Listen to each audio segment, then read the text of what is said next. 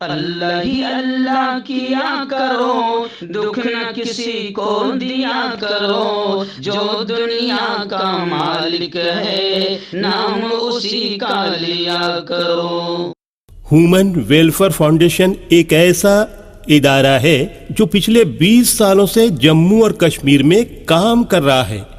یتیموں، محتاجوں، غریبوں کو مالی مدد کے ساتھ ساتھ ان کو ٹریننگز بھی کرا رہا ہے تاکہ وہ اپنے پیروں پر کھڑے ہو۔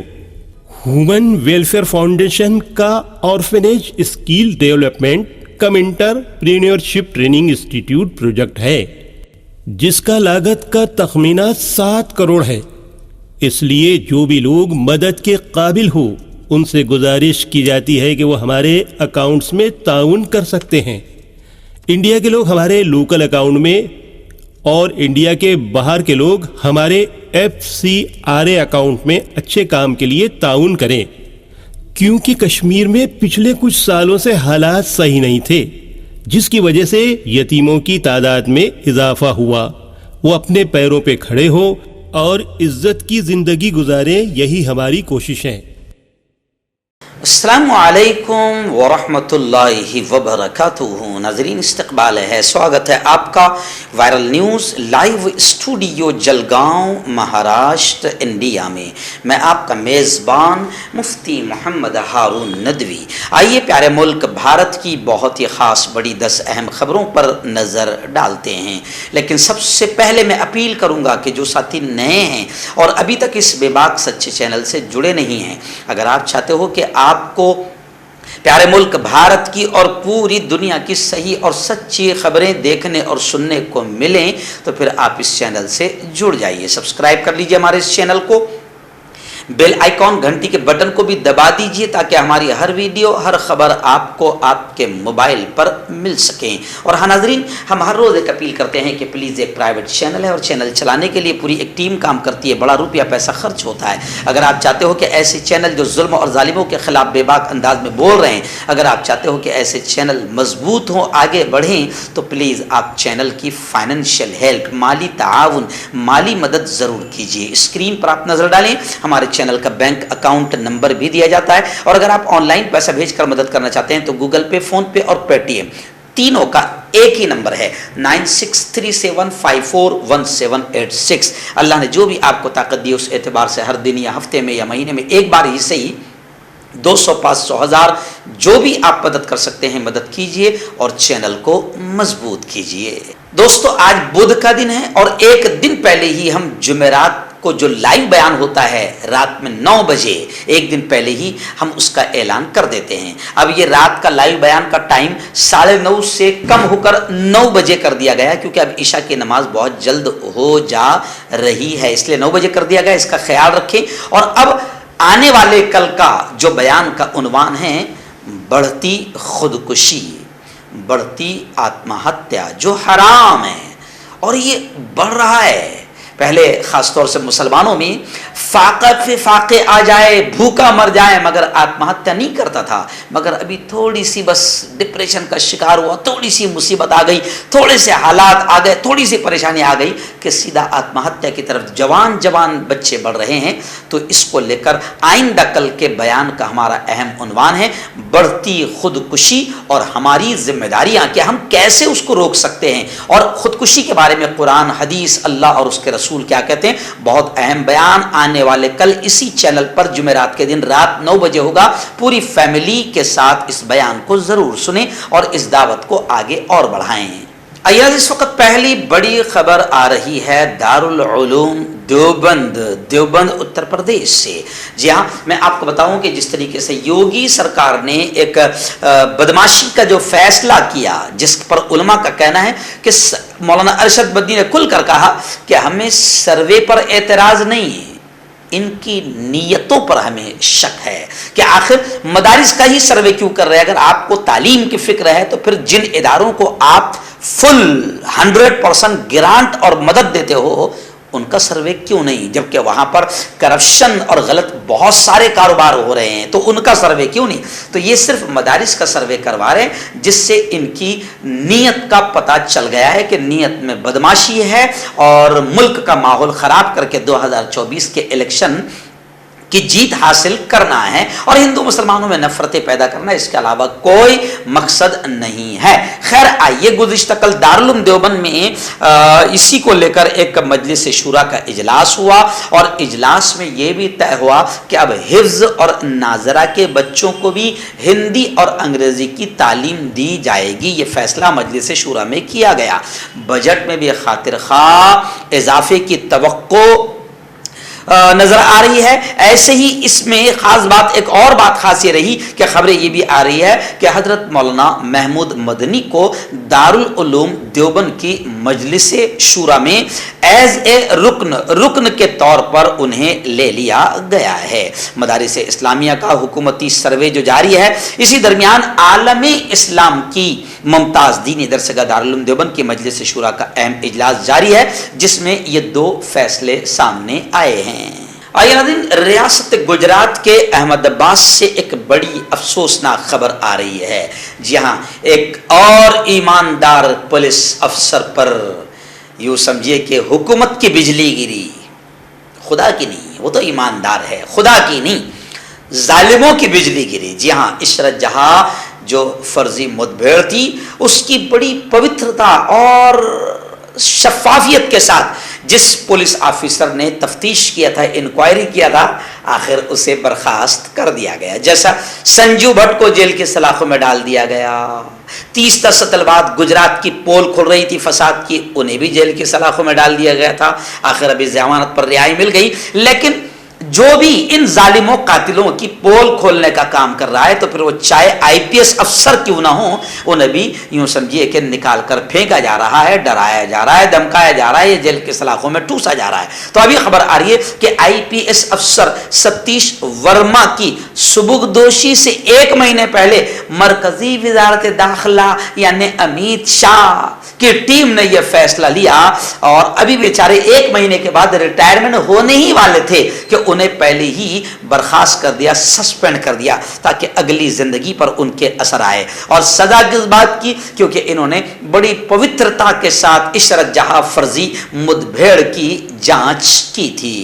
چلیے آئیے ناظرین، دوسری بڑی افسوسناک خبر آ رہی ہے۔ جی ہاں، شرارتیں لگاتار بڑھتی جا رہی ہے اور پوری یہ 2024 کی تیاری کے علاوہ مجھے تو کچھ نظر نہیں آتا ہے۔ جی ہاں، ابھی گیان واپی کا مسئلہ سامنے آیا، مسلمان بڑے مایوس ہو گئے۔ بابری مسجد کے بعد ایک گہرا صدمہ ان کو لگا کہ وہاں پوجا کی عرضی کو منظور کر لیا گیا، اب اس پر سنوائی ہوں گی۔ اب وہ ابھی 2 دن بھی نہیں ہوئے تھے وہ دکھ ختم ہونے کو کہ اب قطب مینار کے بارے میں بات آ رہی ہے کہ قطب مینار کے احاطے میں مبینہ مندروں کی بحالی کی اپیل کی ایک عرضی داخل کی گئی، جس پر دلی کی ایک عدالت نے ساکیت کورٹ میں اب دلی کی ایک عدالت نے فیصلہ محفوظ کر لیا ہے۔ قطب مینار کمپلیکس میں مندروں کی بحالی کے لیے دائر اپیلوں پر مداخلت کی عرضی پر فیصلہ محفوظ کر لیا گیا ہے۔ اب فیصلہ کیا آئے گا جب سنایا جائے گا، بس یہ رب ہی جانتا ہے۔ لیکن جو کچھ ملک میں چل رہا ہے، لوگ کہہ رہے ہیں کہ اچھا نہیں ہو رہا ہے۔ چلیے آئیے، حجاب کو لے کر بڑی خبر آ رہی ہے۔ جی ہاں، حجاب کا نیچ ناٹک BJP کی کرناٹک حکومت میں شروع ہوا تھا، اور BJP کی ہی حکومت وہاں پر ہے، اور حجاب نے باقاعدہ UP ودھان سبھا کے الیکشن میں بہت فائدہ پہنچایا۔ آخر پھر دوبارہ یوگی آدتیہ ناتھ کو جیت مل گئی، BJP کو جیت مل گئی۔ حجاب کا نیچ ناٹک کرناٹک سے شروع ہوا، پورے ملک میں ماحول خراب کیا گیا، اور اب وہ سپریم کورٹ میں معاملہ داخل ہے۔ اسی کو لے کر خبر آ رہی ہے کہ سلمان خورشید نے حجاب پر پابندی معاملے کی سماعت کے دوران سلمان خورشید نے دلیل دیتے ہوئے کہا ہے کہ حجاب کو قرآن پاک نے لازمی قرار دیا ہے۔ حجاب ایسے نہیں کہ کرے نہ کریں، کوئی ضروری نہیں۔ سلمان خورشید نے کہا کہ حجاب کو قرآن پاک نے لازمی قرار دیا ہے، یہ ہمارے دین کا، ایمان کا، اسلام کا، دھرم کا، مذہب کا حصہ ہے۔ ایک بار پھر میں کہوں گا کہ ہمارے مسلمانوں کی بے شرمی کی وجہ سے آج یہ باتیں سننا پڑ رہی ہے، کیونکہ جب مسلمان خود اپنی بیٹیوں کو، اپنی ماں بہنوں کو حجاب پہناتے نہیں ہیں، اور مسلمان بیٹیاں جب ننگے رہنے کو پسند کرتی ہے، میں سخت الفاظ کہہ رہا ہوں، برا لگے گا، ننگا رہنا ہے نہیں، حجاب نہ کرنا یہ بھی ایک قسم کا ننگا رہنا ہے، تو جب مسلمان بیٹیاں یہ نیچ حرکتیں کرتی ہے تو پھر غیروں کو موقع ملتا ہے، اور غیر کہتے ہیں کہ بھیا حجاب کوئی ضروری تھوڑی ہے، حجاب اگر ضروری ہوتا ہے اسلام میں تو پھر مسلمان کیوں نہیں پہن رہے ہیں؟ تو نیچ قسم کے وہ مسلمان جو حجاب نہیں کرتے ہیں، ان کی وجہ سے آج اسلام پر یہ کمنٹس کیے جا رہے ہیں۔ اور آپ کو یاد ہوگا کہ ابھی کچھ دنوں پہلے تو سپریم کورٹ کے ایک جج نے یہ تک کہہ دیا کہ نماز بھی کہاں فرض ہے، جیسے نماز فرض نہیں ہے تو حجاب کہاں سے فرض ہو گیا؟ اب جج صاحب کو یا تو معلوم، یا تو یوں سمجھیے کہ کیا کہوں میں، معلوم تو ہوگا کہ نماز فرض ہے، لیکن گویا کہ مسلمانوں کے لیے بھی ایک تماچا تھا کہ مسلمان جب 95% مسلمان نماز نہیں پڑھتے ہیں تو ہندو بھائیوں کو بھی ایسا لگتا ہے کہ نماز فرض نہیں ہے، اگر فرض ہوتی تو سارے مسلمان نماز ضرور پڑھتے۔ یعنی کل ملا کے مسلمانوں کی ہی حرکتیں اسلام کو بدنام کر رہی ہے، اور ہندو بھائیوں کے دل و دماغ میں غلط فہمیاں پیدا کر رہی ہے مسلمانوں کی حرکتیں۔ ہربل رائٹ لائے ہے آپ کے لیے مردانہ قوت کا علاج، وہ بھی جڑی بوٹیوں دوارا۔ اس کے علاوہ آپ کے جسم میں کسی جگہ پہ درد ہو، آپ ہم سے دوائیاں حاصل کر سکتے ہیں۔ دیش ودیش میں اسکرین پر دیے گئے نمبر پر کانٹیکٹ کریں۔ دیسی شفا لائے ہیں مرد اور عورتوں کے تمام گپت روگوں کا علاج۔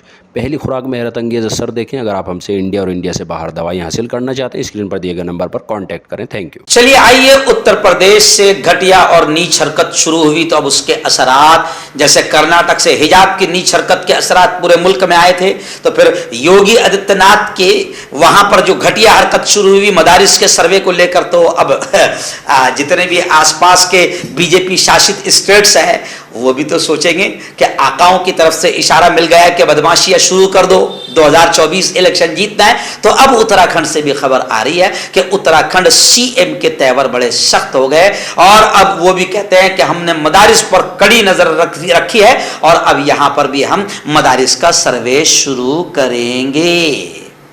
ہم کہتے ہیں ہم کو مدارس کے سروے سے کوئی ڈر نہیں ہے، ہمیں شک تمہاری گھٹیا نیتوں پر ہے کہ آخر تم مدرسوں کا ہی سروے کیوں کروا رہے ہو۔ مدرسوں کا سروے تم کراؤ گے تو ہندوتوا ٹولہ، سنگھ ٹولہ، RSS کا ٹولہ خوش ہوں گا کہ مسلمان پریشان، تم مسلمان کو پریشان کرو گے تو ہندوتوا ٹولہ خوش ہوگا، 2024 میں فائدہ ملے گا۔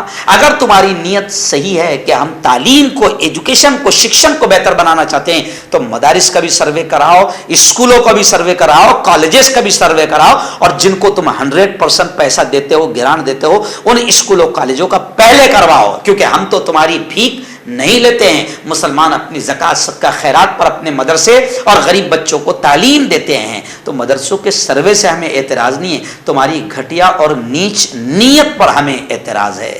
اس وقت مدھیہ پردیش سے ایک بڑی خبر آ رہی ہے۔ جی ہاں، مدھیہ پردیش کے بھوپال میں کانگریس نے انوکھے انداز میں آندولن کیا، احتجاج کیا، اور اسمبلی اجلاس کے پہلے دن کانگریس لہسن کے تھیلے لے کر احتجاج آندولن کرتی ہوئی نظر آئی، اور کانگریس نے بڑا کمنٹ بی جے پی پر کیا کہ بی جے پی کے پاس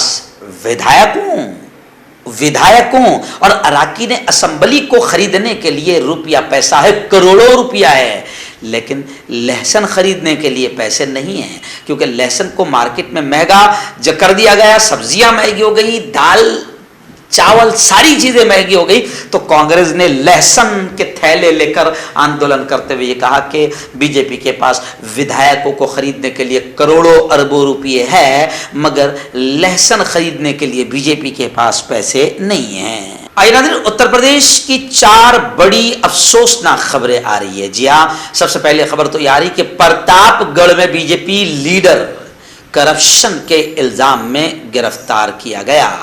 IAS بھانجے کی شکایت پر کارروائی ہوئی۔